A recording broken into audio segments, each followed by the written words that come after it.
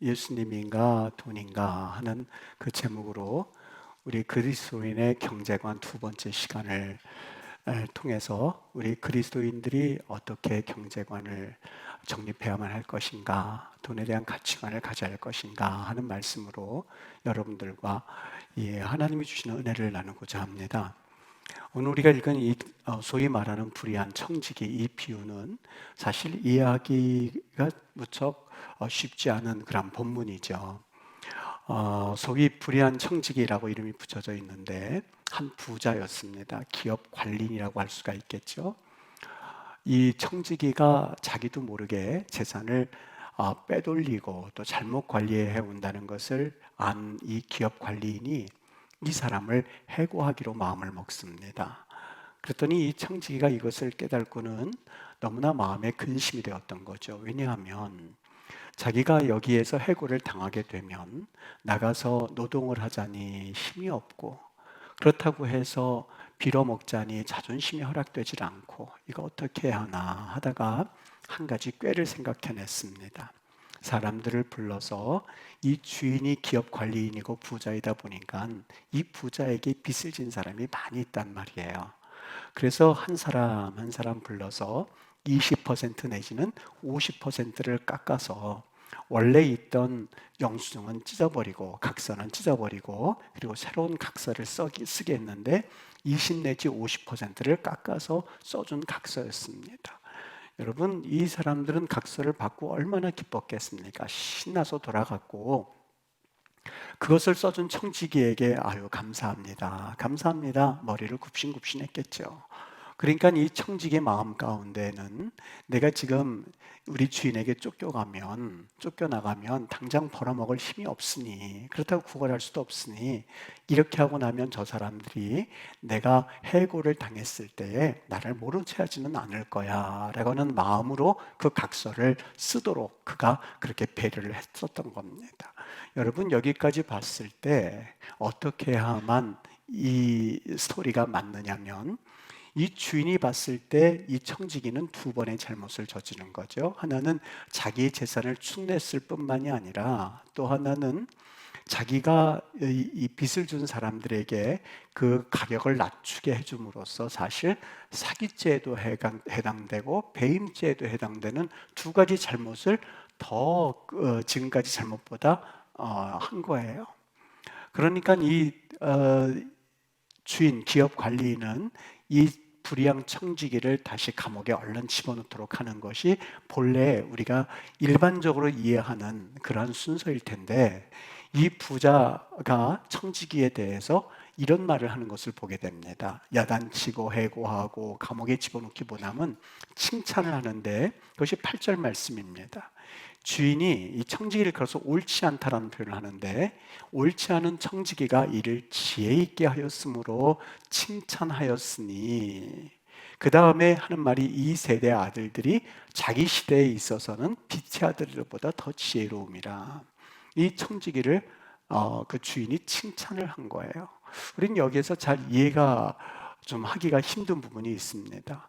아니, 야단을 치고 그리고 배임 사기죄로 집어넣어도 현찬을 타네, 이 청지기를 칭찬하는 것을 보면서 이게 도대체 무슨 비유인가? 도덕적으로 옳지도 않고 윤리적으로도 맞지가 않는데, 여러분, 이 일은 실제로 일어난 것이라기보다도 예수님께서 어떤 것을 설명해 주시기 위해서 비유로 사용하신 내용입니다. 여러분, 비유를 우리가 들을 때에 꼭 기억해야 할 것이 있는데, 비유의 핵심이 중요하다는 건데, 그 핵심을 놓친 채 가외적인 것을 가지고 붙들고 있으면 핵심을 이해할 수가 없습니다. 예를 듣겠습니다. 이 어느 날 이 토끼가 거북이에게 제시를 하죠. 너 나랑 경주할래? 토끼는 자신이 있었습니다. 열심히 둘이 그래 한번 해보자 땅 하는 소리와 함께 둘이 뛰어갔는데, 토끼가 뒤를 돌아보니까 거북이가 아직 멀리 남았거든요. 아유, 저 녀석 아직 멀었구만. 그러니까 거북이지. 그런 잠을 옆에서 자는 거예요. 거북이가 한참을 갔는데 보니까 이 토끼가 낮잠에 골아 떨어져 가지고 자기가 옆에 지나가는 것도 모른 채 그냥 자고 있는 거야. 땀을 뻘뻘 흘리면서 영차 영치기 영차하면서 끝까지 결승선쯤에 들어왔을 때에 토끼가 마침 눈을 떴습니다. 깜짝 놀란 토끼가 땅바닥을 치면서 아이고 이걸 어째 그렇게 열심히 뛰어갔는데 끝내는 거북이보다 간발의 차이로 뒤졌다는 비유입니다. 여러분 이것을 보면서 무슨 교훈을 얻어야 되겠습니까? 이 속을 보면 사람이란 교만하지 말고 그리고 열심히 근면하게 살아야 돼. 이 교훈을 받으면 되지. 여기 한 가지 질문이 있는데요. 어떻게 토끼가 거북이에게 그런 제의를 할 수 있습니까? 그리고 땅소리는 도대체 어떤 놈이 쏜 겁니까? 그리고 토끼가 뛰다가 뒤를 되돌아보더니 이 거북이를 보더니만 그 거북이를 보면서 나 낮잠을 자야겠다 하고서 낮잠을 잔다고요? 동물이? 그리고 뛰어나서 땅바닥을 친다고요? 아이고 그게 어떻게 그런 게 됩니까? 라고 한다면 그 사람은 이솝우화를 들을 수도 없고 이해할 수도 없을 겁니다. 여러분 이 비유에서 우리가 기억해야 할 것이 있는데 오늘 거기에서는 그 청지기가 윤리적이냐 비윤리적이냐 하는 것을 판단하려고 하는 것이 아닙니다.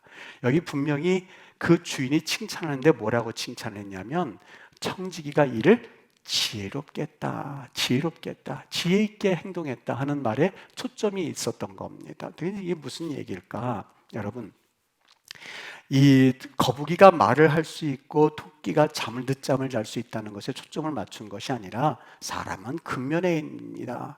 부지런해야만 합니다. 교만하지 말아야 됩니다라는 것을 말해주고 싶었던 것처럼 오늘 여기서 재물이라고 하는 것은 경제적인 원천을 말합니다. 그 경제적인 원천 재물을 가지고 친구를 사겨라 라고 하는 것은 경제적인 것과는 상관이 없는 비경제적인 목표를 말하고 있거든요. 여기에 핵심이 있거든요. 조금 한번 더 나눠서 생각해 보면 여기 재물을 일컬어서 불의한 재물이라고 했는데 여기 불의한이라는 말에 대해서 우리가 지난 시간에 잠깐 제가 설명을 드렸습니다. 의인화된 표현입니다. 재물이 불의하고 의롭고 할 리가 없습니다. 그런데 의인화했다라고 하는 것은 비인격체임에도 불구하고 인격적인 역할을 할 수 있는 것으로 주님께서 묘사를 하셨던 겁니다. 지난 시간에 비인격체이면서 인격체 역할을 할 수 있는 게 법인 같은 건 그렇게 할 수 있다고 그랬죠. 소송을 할 수도 있고 법인 이름으로요. 그리고 법정으로 끌고 갈 수도 있고 법인이 그런 역할을 합니다. 또 그리고 은행에 가면 은행에서 법인 통장으로 해서 인격체를 인정해주고 법인 이름으로 통장도 내줍니다. 마찬가지인데 이 재물에 대해서도요. 주님께서 불의한 unrighteous라고 하는 이름을 붙였던 것은 불의하다, 공평치 못하다, 올바르지 못하다라고 하는 것은 예수님께서 돈의 속성이 무엇인지 정확하게 꿰뚫어 보셨던 겁니다. 어떤 목사님께서 아주 우리나라의 유명한 목사님이신데 돈은 선한 것도 아니고 악한 것도 아닙니다 라는 말씀을 하셨어요. 그 말씀이 왜 그렇게 하셨는지 우리는 이해를 하지요. 긍정도 합니다. 그런데 그 말씀이 틀렸다가 아니라 그 말씀도 부분적으로 맞습니다만 정확하게 말하면 그거는 좀 순진하신 나이브한 생각일 수 있다는 생각이 들었습니다. 무슨 얘기냐면 우리는 돈이 선하지도 악하지도 않다라고 표현하고 있지만 여러분 돈의 속성을 생각하면 예수님은 불의한이라는 걸 붙였습니다. 이 재물이 돈이 아무것도 아닌 무생물이라고 간주하기에는 사실 이 돈으로 인하여서 아무것도 아닌 것이라고 믿게 하는 사탄이 뒤에 있다는 것을 우리는 간과할 때가 있다는 것이죠. 그냥 겉으로 보기에는 무생물인 것 같고 선하지도 악하지도 않은 것 같지만 여러분 사탄이 노리는 것은 바로 그겁니다. 자, 아무것도 아니잖아. 쥘 수도 있고 쟁취하고 한번 가져봐 라고 하는 그 돈의 속성에 한번 빠져들기만 하면 사실 돈이 얼마나 무서운지 모릅니다. 이 유학생활 가운데 종종 들었던 생각이거든요. 부모님이 참 얼마나 부유하신지 유학생 생활하면서 차도 외제 차량을 아주 고급스러운 외제 차량 몰고 다니면서 유학생활을 호화스럽게 하는 친구들을 몇 명 본 적이 있습니다. 그때마다 들었던 생각이 저 친구 부모님을 내가 알기만 하면 당신 자녀에게 돈 그렇게 보내지 마십시오. 절대 그렇게 보내지 마십시오. 자녀 망치고 싶으면 그렇게 하십시오 라고 하면서 실상을 다 말해주고 싶은 마음이 들 만큼 그런 경우를 종종 본 적이 있습니다. 여러분 주위에서 그런 것 본 적 있으시죠? 아, 저분은 차라리 돈이 없이 살았으면 좋았을 텐데, 돈이 없는 편이 나았을 텐데 하는 분들을 분명히 보셨을 겁니다. 마이클 캐롤이라고 하는 사람이 영국 사람인데 2002년도에 970만 파운드, 우리나라 돈으로 150억 그 복권에 당첨된 적이 있었고요. 잭 위테커가 2002년도에 복권에 3,800억 원이 복권에 당첨이 됐고, 밥 해럴 주니어라는 사람이 3,100만 불, 370억의 복권에 당첨이 됐습니다. 이것도 더 많은 사람들인데 제가 대표적으로 3명만 꼽았는데, 이 3명의 마지막 결국이 어떻게 됐냐면, 한 사람은 성매매 마약으로 인해서 10년 내 파탄이 돼서 그래서 끝이 났고요. 또 한 사람은 그 복권으로 바꾼 복권된 이유로 인해서 손녀가 마약 과다 복용으로 인해서 죽었고, 그가 마지막에 모든 재산을 다 탕진한 후에 이렇게 고백합니다. 내가 복권에 당첨됐을 때 그 자리에서 복권을 찢어버릴 걸 그랬다라고 하는 이야기를 하면서 그의 마지막을 마감했고, 또 한 사람은 2년도 안 돼서 자기 머리에 권총을 쏴서 자살했습니다. 어떻습니까?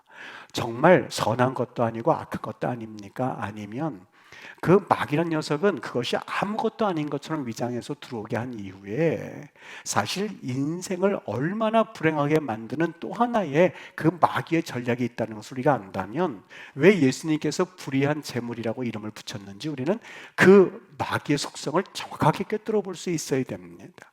여러분, 이 물질에 대해서 또 한 가지, 여기 친구를 사겨라 이렇게 돼 있는데, 이 말은 무슨 말일까? 친구를 사귀라는 것은 두 가지로 볼 수가 있는데, 하나는 여러분, 이 두 가지 분리해서 볼 수 있는데, 하나는 이 돈이라고 하는 것은 첫 번째 경제적인 속성이 있습니다. 또 하나는 비경제적인 속성이 있습니다. 무슨 얘기냐면, 여러분 수중에 100억이 있다고, 너무 큰 것 같으면 10억이 있다고 생각을 해보시죠. 여러분에게 10억이 주어졌다고 해보세요. 어떻게 하는 게 맞을까요? 그냥 가지고 있는 사람만큼 바보스러운 사람이 없을걸요. 경제적인 원리에 따라서 어디에 투자를 한다든지, 아니면 내가 이윤을 남긴다든지, 아니면 어떤 투자를 해서 그 투자금을 걷어들이든지 하는 것이 경제적인 원리에 합당한 그런 행동일 겁니다. 또 한 가지, 비경제적인 일을 할 수가 있는데, 여기 비경제적이라는 것은 낭비하는 일입니다. 어떻게 낭비할까? 어떤 사람이 가난해서 그 사람에게 내가 한 2억을 주고, 또 어떤 사람이 불행해서 그 소방관이 순직했다고 하는 것 때문에 기부금을 내기도 하고, 또 어떤 사람에게는 장학금이 필요해서 내가 또 그 사람 장학금 1억을 주기도 하고, 또 어떤 사람들은 연예인들처럼 청소년 위생용품을 쓰라고 또 얼마를 기부하기도 하고, 극단 선택을 위해서 극단 선택한 유족이 너무나 불쌍해서 그 사람에게 기부금을 내고, 여러분, 이것은 비경제적인 일입니다. 내가 투자한 것만큼 건질 수 있는 경제적인 일이 있고, 투자했지만 전혀 그 투자한 금액을 다시 거둬들일 수 없는 비경제적인 일로 나눌 수 있거든요. 친구를 사귀는 것 비경제적인 일입니다. 여러분, 아너소사이어티라고 알고 계시죠? 1년 회원 한 명이 1억 원 이상만 내면 거기에 이제 회원이 될 수 있는 건데, 이 아너소사이어티에서 하는 일이 있다면 장학금을 주고 불우한 사람들을 저소득층을 도와주기도 하고 한부모 가정에 지원하는 그런 일을 하는 아너소사이어티가 있습니다. 여러분, 이것은 비경제적인 일입니다. 내가 투자하고 그 투자한 금액 이상으로 걷어들일 수 있는 반면에, 이 비경제적인 일은 투자를 해도 다시 거둘 수는 없습니다. 그거를 친구를 사귀는 일로 여기는 말씀하고 있거든요.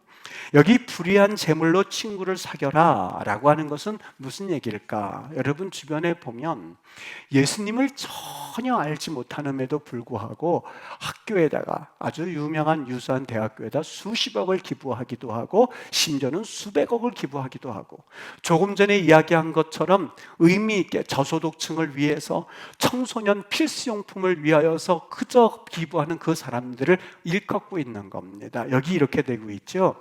이 세대의 아들들이 이 세대를 자기 시대에 있어서는 빛의 아들보다 더 지혜롭게 행한다고요. 예수의 예자도 모르는데 그들은 그 불의한 재물을 가지고 마귀가 꼬드겨서 탕진하게 할 수 있고 권총으로서 자살하게 할 수 있는 그 무서운 속성으로 전락할 수 있는 그 재물을 가지고 어떻게 했다고요? 지혜롭게 했는데 친구를 사귀는 일, 비경제적인 일, 조금 전에 이야기한 대로 순직한 소방관 가족을 위해서 기부하고 청소년들 필수품이 없어서 발 동동동동 거리는 자녀들에게 기부하고 극단적 선택을 한 가족들에게 기부하고 장학금이 없는 이들에게 기부하는 그렇게 살아가는 모습을 보면서 쟤네들 이 세대 아들들 바리새인과 서기관들 빛의 아들이라고 여기고 있는 그들을 바라보면서 이 세대 아들들이 그 당시에 빛의 아들들보다 예수를 모른다고 하는 이들이 예수를 안다고 하는 사람들보다 더 지혜롭게 행한다 하는 것을 예수님께서는 지적하기를 원하셨던 거예요. 저 사람이 어떤 사람들이요? 예수의 예자도 몰라요. 근데 사는 것은 훨씬 더 지혜로워요. 그거를 예수님께서 지적하셨는데요. 여러분, 우린 여기에서 한 가지, 목사님, 우리 그래도 살아야 되지 않겠습니까? 우리가 그래도 이 세상 사는데 뜬구름 잡고 사는 것도 아닌데 이 세상 사는데 어떻게 다 그렇게 살 수가 있습니까? 하나 이렇게 예를 들어 드릴게요. 이건 예입니다. 우리 대한민국이 예를 들어서 내일 화폐 개혁을 한다고 해보시죠. 오늘 밤 12시까지 오늘까지 가지고 있는 그 화폐는 오늘까지만 쓸 수가 있어요. 가지고 있는 모든 화폐를 오늘까지만 쓰고 12시에 땡 지나고 나면 그 화폐는 더 이상 은행에서도 안 받아주고 가게에서도 안 받아주고 절대 사용할 수가 없습니다. 새로운 화폐를 사용해야만 해요. 그러면 어떻게 사는 것이 지혜로울까요? 그냥 지금까지 살아온 대로 그냥 어떻게든지 은행에 옛날 화폐를 그냥 저장해 두고 쌓아두고 오늘 12시까지만 쓸 수 있거든요. 그렇게 사는 것이 지혜로울까? 아니면 오늘 점심 먹을 거 챙기고 저녁 먹을 것만 딱 남겨두고 사 먹을 것만 남겨두고 나머지는 새 화폐를 다 바꾸어 놓든지 아니면 아무리 많아도 이것을 어떻게든지 처분하고 내일 새로 살 거를 준비하든지 어떻게 사는 게 맞을까요? 후자가 맞는 법입니다. 여러분, 예수님께서 하늘의 보물을 쌓아두고 땅의 보물을 쌓아두지 말라는 그 마태의 그 돈에 대한 가치관이 바로 여기에 해당되거든요. 우리는 돈을 적절하게 사용하고 또 내일을 준비해서 친구를 사귀는 일을 해야만 할 텐데 그 가치 판단이 흐려져 있습니다. 그 가치 판단을 어떻게 정하느냐라고 하는 것은 우리 인생에 있어서 과연 그리스도인으로서 올바른 가치관을 가지고 살아가느냐 아니면 허울뿐인 그리스도인이라고 하는 이름만 가지고 있는 그리스도인이냐라고 하는 것이 결정됩니다. 이제 이 일을 위해서 오늘 성경 말씀에 조금만 더 자세히 들어가 볼게요. 여러분, 불의한 재물을 얼마나 가지고 있어야 되는지, 얼마나 많은 친구를 사귀어야 되는지 하는 것을 결정할 때에 여러분들이 주인이 되셨습니까? 아니면 지금까지 재물이 주인 되셨습니까? 아니면 하나님입니까? 하는 그 결정을 이제는 하셔야 됩니다. 어떻게 해요? 여러분 집을 살 때에 혹은 여러분이 자동차를 살 때에 아니면 무엇을 살 때에 여러분 그 산 이유가 무엇인지 한번 곰곰이 생각해 보십시오. 갑자기 내 호주머니에 돈이 생겼으니까 집을 사고 내가 지금 당장 돈이 생겼으니까 자동차를 사셨다면 그 결정권자는 누구냐면 돈입니다. 돈이 생겼으니까 가서 집을 사. 돈이 생겼으니까 지금 가서 자동차를 사. 여러분, 그렇게 했다면 그 결정권자는 누구예요? 돈이에요. 여러분, 돈에 그냥 하나의 하수인에 불과해요. 그런데 만일 내가 그 돈이 생겼을 때에 하나님 앞에 기도해 보신 적 있습니까? 하나님, 지금 내가 이렇게 돈이 생겨서 자동차를 바꾸어야 되고 집을 살려고 하는데 우리 주님께서 과연 이것을 기뻐하십니까? 라고 했을 때에 얘야, 넌 지금 네가 그것을 산다고 생각하지만 지금 저기에 내 종들이 아니면 내 자녀들이 지금 애타게 눈물로 기도하고 있거든. 너 그걸 가지고 저기에 친구를 사귀는 일을 좀 해주면 어떻겠니? 라고 했을 때 여러분은 대답을 뭐라고 하십니까? 내가 그럴 줄 알았어. 기도하면 꼭 이른다니까. 아유, 기도하지 말 걸 그랬어. 기도하지 않고 그냥 우리 마음대로 쓰는 게 나아라고 한다면 여러분, 결정권자는 여러분이고 재물이 되는 거예요. 근데 이 갈등이 있을 때에 하나님의 결정을 따라서 그렇지, 하나님께서 말씀하시니, 하나님께 결정권자이시니 그분 의견을 따라서 내가 해야지. 그냥 내가 능력이 있으니까 나는 자동차를 사고, 내가 능력이 있으니까 나는 이렇게 옷을 사고, 내가 능력이 있으니까 이렇게 쓰는데 뭐, 여러분, 세상에서는 그걸 가지고 뭐라고 그러지는 않아요. 왜요? 내 거 가지고 내가 한다고 생각하기 때문에 그래요. 근데 그리스도의 가치관이 똑같이 그렇다면 여러분, 그것이 어떻게 그리스도의 가치관과 세상의 가치관과 같다고 할 수가 있겠어요? 아니, 다르다고 할 수가 있겠어요? 세상에 예수의 예자도 모르는 사람이 불의한 재물을 가지고, 그리고 친구를 사귀는 지혜롭게 하는 그 모습을 보면서 깨달으라고 하는 거예요. 어떻게 해요? 최소한 우리의 결정권자가 주님이라는 것은 인정하라는 거예요. 주님께 여쭤보라고 하는 거예요. 내 거니까, 내가 벌었으니까 내 마음대로 한다? 여러분, 그것은 아직까지 결정권자가 나와 재물이 되는 거예요. 성경의 위대한 인물을 보면 그 인물들은 하나같이 결정권자가 하나님이었었어요. 다윗을 보십시오. 그가 위대한 이유는 왕이 되었기 때문에, 그가 위대한 이유는 능력이 있었기 때문이 아니에요. 그는 모든 결정을 하나님이 하시도록 내버려 두셨어요. 사람들이 말해요. 지금 사울이 저렇게 누워서 자고 있는데 죽여도 됩니다. 상황은 이건 이렇게 상황이 몰아가고 있는데 빨리 죽여도 됩니다 했을 때에 다윗은 그렇게 하지 않았어요. 하나님께 기름 부은 종을 내가 마음대로 처리하지 않겠다. 그리고 하나님께 결정권을 두었어요. 그리고 그는 스스로 그 자리를 빠져나왔어요. 어떻게 됐어요? 하나님이 결정권자라는 것을 인정한 사람의 모습이에요. 그가 하나님 앞에 모든 결정을 드렸는데, 여러분, 그 결정의 모든 원리를 따라서 그는 이렇게 얘기합니다.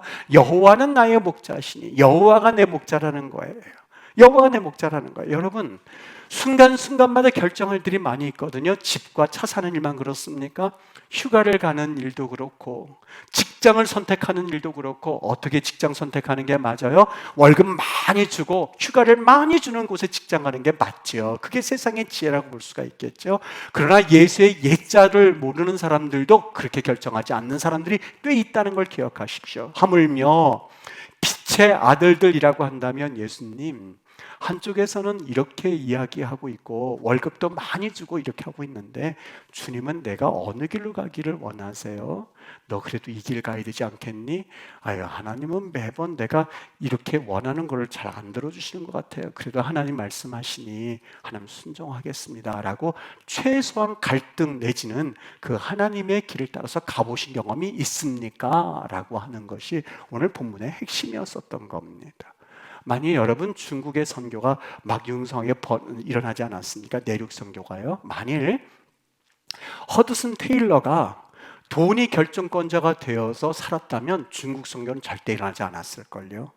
그 마음 가운데 중국으로 가야 한다는 마음이 불붙듯이 나는데 그에겐 돈이 하나도 없었어요. 돈이 전혀 그 무일푼이었었어요. 불의한 재물에 의하면 너 가지 말어. 돈도 없는 게 어디 가서 선교를 하겠다는 거야 라고 하는 말을 듣는 게 맞아요. 그런데 하나님께서는 친구를 사겨라 라고 하는 그 말이 그에게는 계속해서 와닿았던 거예요. 나는 돈은 없지만, 무일푼이지만 하나님께서 가라고 명령하시니 나는 가겠습니다. 하나님께서 어떻게 역사하셨어요? 중국 내륙의 허드슨 테일러를 통해서 복음이 왕성하게 일어나는 엄청난 광경을 우리는 보고 있지 않습니까? 여러분, 우리는 돈이 우리의 주인이 되게 하려고 하고 우리를 지배하려고 하는 것에 대해서 명확하게 우리는 싸워나갈 수 있어야만 합니다. 성경의 구원의 투구, 성령의 검, 이것은 눈에 보이지 않는 그 적인데, 비록 눈에 보이지는 않지만 그 적의 특성이 무엇인지를 명확하게 알고 싸워야 되는데, 여러분, 다른 것에는 다 시험 점수에 올라갔는데 특별히 이 돈의 가치관에 대해서는 넘어지는 성도들이 대부분이에요. 지난주에 이야기했었던 것처럼 우리 못 살았었거든요. 우리 돈 없으면 죽는다는 것을 학습했었거든요. 이제 돈 없으면 우리는 끝이라는 것에 대해서 이젠 진덜머리게 이미 학습이 된 사람들이거든요. 이거 놓치면 다 놓치는 것 같거든요. 그러나 하나님께서는 불의한 재물을 통하여서 친구를 사귀는 법을 배우라고 우리에게 말씀하고 계셨던 겁니다. 돈에 대해서 구체적인 하나님께서 돈이 주인이 아니라 내가 주인이 되는 것을 하나님은 보기를 원하셨던 거예요. 여러분, 우리의 말하는 것을 보면 누가 주인인가 하는 것에 따라서 그 사람의 신앙을 가늠해 볼 수 있어요. 다윗은 그랬어요. 주님이 나의 하나님이십니다. 주님이 이루셨습니다. 주님이 여기까지 이끄셨습니다. 주님이 나의 목자십니다. 주님이 나의 모든 것 되십니다. 하나님이 나의 모든 것을 통치하십니다라고 고백했던 사람이었었어요. 그런데 말을 할 때에 그 하나님 자리에 내가 들어가 있는 사람은 그 내면 세계를 쉽게 가늠하게 됩니다. 하나님이 도우셨습니다라고 말하면 하나님이 도우셨기에 내가 할 수 있었습니다. 하나님께서 이끄셨기에 내가 할 수 있었습니다. 나라고 하는 존재를 계속해서 부각해요. 내가 열심히 살았고, 내가 뭘 이루었고, 내가 똑똑했고, 그래도 하나님이 도우셨지만, 감사하지만 내가 그 중심에 있었고, 하나님이 나를 도우셨다는 그 말 속에 내가 그래도 있었기에 라는 것이 빠지지 않고 있어요. 여러분, 우리가 주의할 부분이 바로 여기에 있어요. 오늘 성경에서는 우리에게 묻고 있었던 거예요. 너의 가치관이 뭐냐? 너의 주인이 뭐냐? 지금까지는 그냥 버는 것에 집중하고 있었습니까? 그리고 그것은 내 거라고 생각을 했습니까? 그러나 여러분, 그런 말씀하지 마세요. 번 것 같았으나 그 순간 여러분은 그거에 종이 되어서 돈이 있었기 때문에 했었고 돈이 없었기 때문에 안 했고라는 것에 철저히 길들여져 있는 노예 생활을 하고 있었던 겁니다.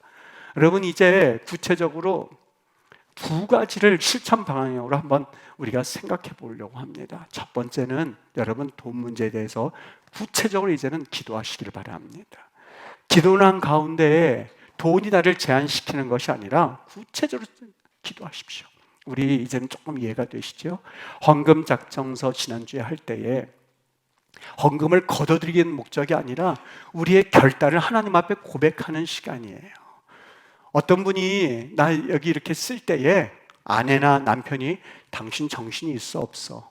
우리 한 달 생활료가 얼마인데 거기에 그렇게 헌금하면 어떻게 살라는 거야? 라고 했을 때에 에이, 그렇지, 내가 잠시 생각을 잘못했지 라고 한다면 돈이 여러분의 주인이에요.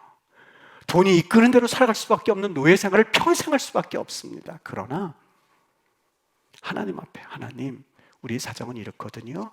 그런데 하나님이 나에게 마음 감동 주신 건 다른 거잖아요. 하나님, 내가 어떻게 했으면 좋겠습니까? 믿음으로 살아봐야 되겠습니까? 아니면 그냥 돈에 굴복할까요? 최소한 갈등을 겪어보셨습니까? 하나님을 여러분 정말 믿으시는 겁니까? 하는 걸 우리에게 묻고 있는 게 헌금 작정서예요. 분명한 거예요. 여러분, 하나님 앞에서 헌금 작정은 단순히 교회에서 1년 연례 행사가 아니에요.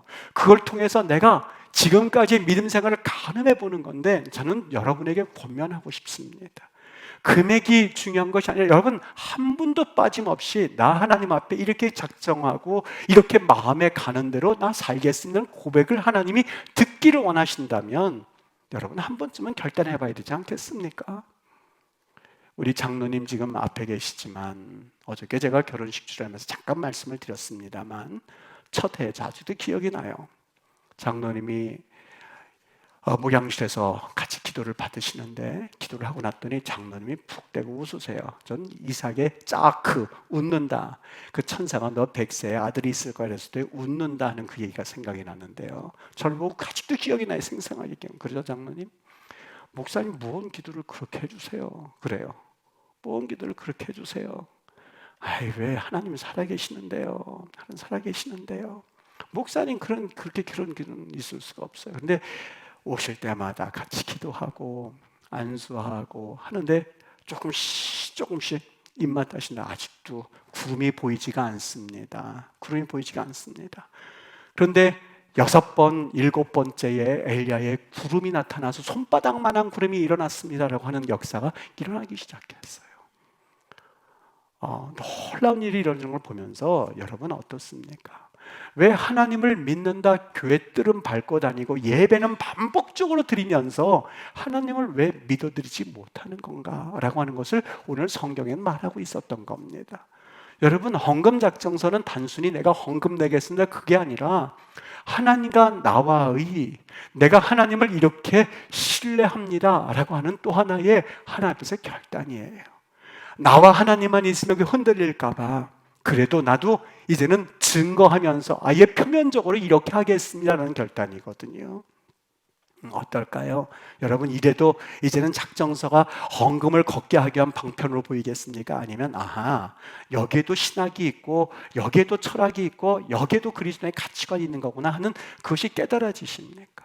저는 여러분에게 그런 권면을 하고 싶어요. 여러분, 복을 경험하기를 원하십니까? 하나님 복 주세요, 복 주세요, 나 좀 축복해 주세요 하고는 기복 종교가 아니에요. 그렇지 않아요. 하나님을 신뢰하고 그분이 말씀하신 대로 여러분 순종하면 하나님께서는 우리에게 하나님 그만요, 이제 그만 복을 주세요 이렇게 살아가야 되지 않겠습니까? 하나님 나 복을 받았는데 이제는 좀 덜 주셔도 돼요 하는 단계까지 있어야 되지 않겠습니까? 하나님 그저 복 주세요, 복 주세요가 아니라요, 여러분 어떻게 그렇게 될 수가 있을까 하는 마음을 기쁘게 해주십시오. 아프게 하고 찢어뜨리고 교회 멍들게 하고 그리고 힘들게 하고 그런 삶이 아니라 여러분 하나님을 기쁘게 해드리십시오. 교회를 하나님 앞에서 떠받들어 주십시오. 그리고 하나님 앞에 하나님 나 이뻐요. 그럼 하나님께서 뭐라고 대답하시겠습니까? 여러분 자유롭게 되신 은혜가 되기를 바랍니다. 이 시간에 돈의 노예가 되어 있고 그리고 돈의 가치관의 주인이 돈이 되었던 그러한 영혼들이 있다면 예수 그리스도의 이름으로 그 모든 죄 또한 돈의 사슬에서 끊어지게 되기를 주의 이름으로 축복합니다. 내 손에 있지만, 내 손에 있는 것처럼 보이지만 그 밑에서 아직도 포복되어서 전혀 옴싹달싹 못하는 영혼들이 오늘 이 시간에 하나님의 능력으로 자유함을 얻는 역사가 일어나기를 주의 이름으로 축복합니다. 두 번째 행동과 지침입니다. 야고보서 2장 1절에 보면 사람을 외모로 취하지 말라 그렇게 씁니다. 무슨 얘기인가? 이 사람을 외모로 취하지 말라. 2절과 4절에 뭐라고 그러냐면 너희 공동체 중에서 손에 금가락지를 끼고 아름다운 옷을 입은 사람은 여기 와, 여기 앉으세요, 여기 앉으세요, 여기 앉으세요 이렇게 하고, 옷을 허술함하게 입고 가난한 자가 오면 넌 저쪽에 오든 앉아 있든지 말든지 네 마음대로 해 이렇게 하지 말라는 거예요. 여러분 가운데 혹시라도 그런 분이 없습니다 하는 말인데, 주차 요원으로 계시는 분들이 혹시 있습니까? 좋은 차가 오면 그냥 키 주세요 굽신굽신 그렇게 하지 말라는 거예요. 당당하게 키 주세요 하든지 키 내놓으세요 하든지, 아니면 조금 좀 기분 나쁘면 키 줘 그러든지요. 그리고 털털털털거리고 오는 차한테 이렇게 하지 말라는 거예요. 똑같이 손님 오셨어요, 키 주세요, 똑같이 하라는 거예요. 교회 안에서만 그런 일 벌어진 줄 아십니까? 여러분 나가서 보십시오. 뭔가 있으면 그 사람이 여기 앉으세요, 여기 앉으세요, 여기 앉으세요 이런 말 하죠. 없는 사람이면 너는 거기 앉지 말든지 그렇게 하지 말라. 사람을 외모로 취하지 말라는 거예요. 왜요? 그렇게 하면 그것이 돈의 노예가 된 사람들이 그렇게 된다는 거예요. 신앙에 있어서 돈은 지혜를 확보하기 위함이 아니라는 것. 신앙인에 있어서 돈은 친구를 사귀게 하는 또 하나의 하나님의 불의한 재물로 친구를 사귀게 하는 하나님의 또 다른 신앙의 고백이라는 것을 믿으시고, 우리 임마누엘 교회 성도님들 이제는 좀 믿으셨으면 좋겠어요. 교회를 믿으시고 하나님을 믿으시고 헌금 작정서 여러분 합니다. 그러면 중직조차도 안 하면 여러분 누가 그걸 하겠어요? 그리고 어떤 일이 있어서 내가 소리를 높이고 한다면 그 하나님이 기뻐하시겠어요? 그게 올바른 공동체라고 보십니까? 아니에요. 그렇지 않아요. 하나님은 살아계시다면, 하나님이 살아계셔서 역사하시는 분을 믿는다면 여러분 교회가 행하는 일에 대해서 그렇구나, 나도 신앙생활 올바르게 이쁘게 한번 해봐야지, 전도해야지, 그리고 헌금도 의미를 담아서 해야지, 정성스럽게 새돈 나오면 그것도 간직해 볼 줄 알고, 얼마나 아름답습니까? 헌금 하나하나 모아서 새돈 따로 모아서 그렇게 드려볼 줄 알고, 주중에 모아서 하나 이렇게 해야지 하는 그 마음도 가지고, 작정검할 때 내가 형편은 되지 않지만 나 돈의 노예가 되지 말아야지.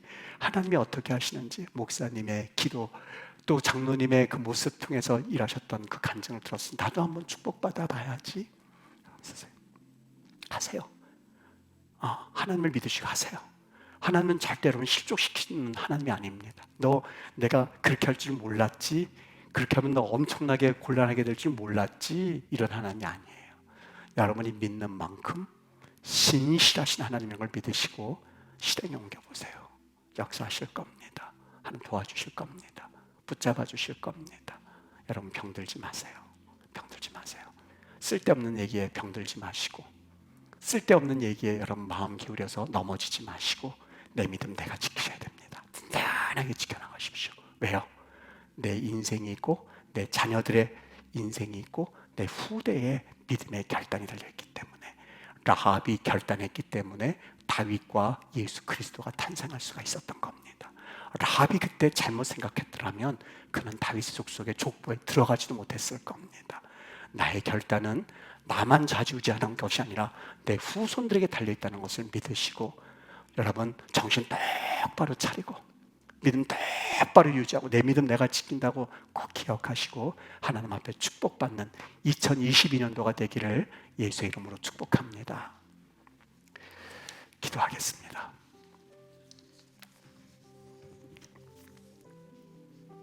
하나님, 2022년도를 우리가 이렇게 벌써 세 번째 주일을 맞이하고 있습니다. 하나님, 우리 성도들을 축복하시되 아버지, 돈의 포로가 되어서 살아온 인생이었다면 오늘 이 시간 악한 마귀의 그 속성, 악한 마귀가 꿰려가는 그 속성에서 이제는 그 쇠사슬이 풀어지게 하여 주옵시고, 하나님, 이제부터 모으기는 열심히 모아도 사용하는 것에 있어서 주님 말씀을 따라서 사용할 수 있는 담대한 주의 그리스도인들 될 수 있도록 이들을 그렇게 축복해 주시기를 원합니다. 지금까지 돈의 논리에 의하여서 친절하게 대하기도 했고 멸시하기도 하였다면 하는 그 죄를 주님 앞에 회개하게 되기를 원합니다. 아버지, 정말 주님 앞에서 믿음으로 살아가게 하시고, 그리고 하나님 앞에서 믿음 따라 움직일 수 있는 주의 거룩한 백성 되게 하옵소서. 우리 청년들도, 우리 귀한 연세든 우리 권사님들의 이르기까지 하는 모두 하나님 앞에서 주님이 주인 되시는 놀라운 역사를 경험하도록 우리의 삶을 2020년도를 그렇게 열어 주시옵소서. 감사하며 예수 그리스도 이름 받들어 기도하옵나이다.